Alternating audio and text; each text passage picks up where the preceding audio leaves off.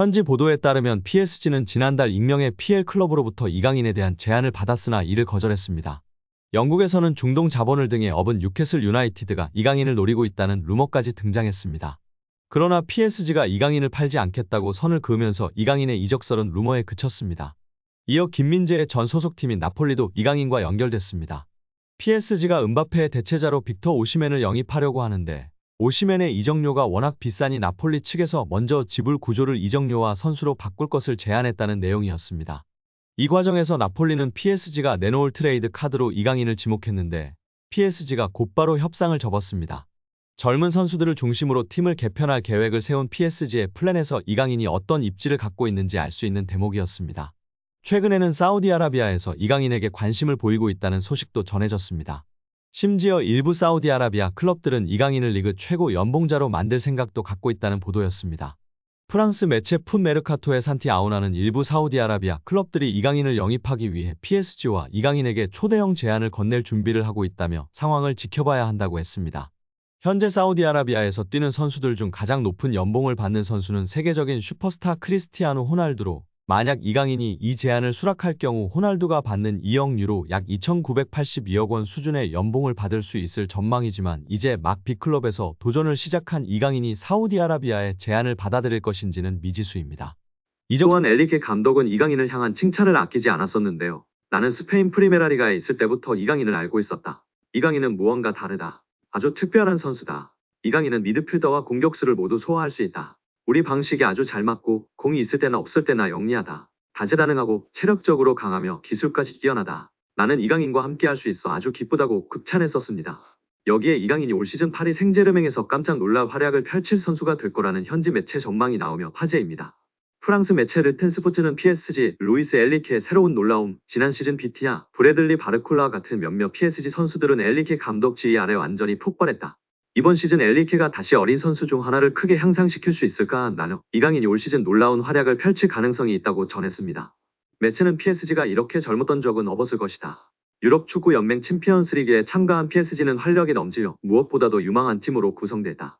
지난 시즌 엘리케가 부임한 후 일부 선수들은 급격한 성장을 경험했다면서 이강인이 폭발할까? 프랑스 수도에서 소심한 첫 시즌을 보낸 이강인은 일관성과 통계를 볼 때 PSG가 마요르카에서 그를 영입하기 위해 2,200만 유로 약 326억 원을 지출한 것이 옳았다는 걸 증명할 수 있다고 설명했습니다.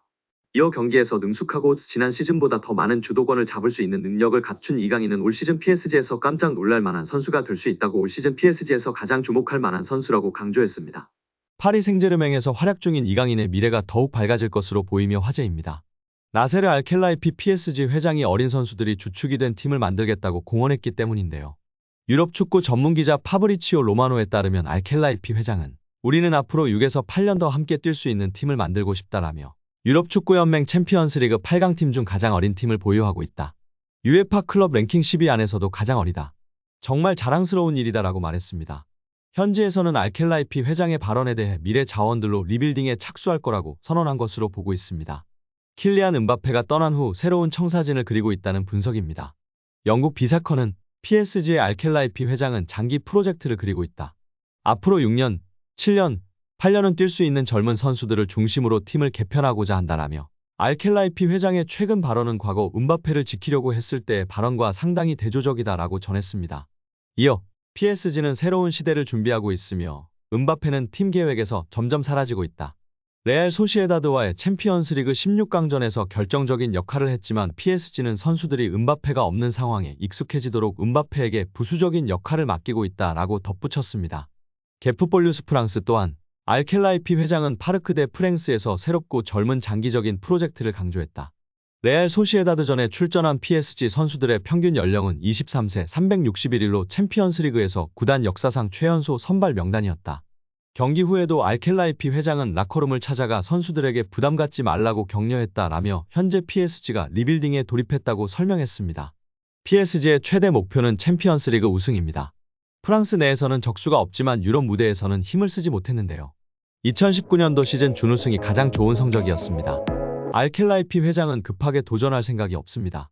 시간이 조금 걸리더라도 미래를 보장할 수 있는 선수들로 팀을 만들어 계속 도전하겠다는 입장입니다.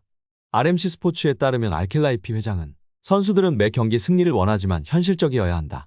우리는 팀을 구성하는 과정에 있으며 선수들 대부분이 어리다. 새로운 팀을 만드는 과정이기 때문에 쉽지 않다라며 팀을 만들었다고 해도 선수들이 준비가 된 것은 아니다라며 충분히 기다릴 필요가 있다고 강조했습니다.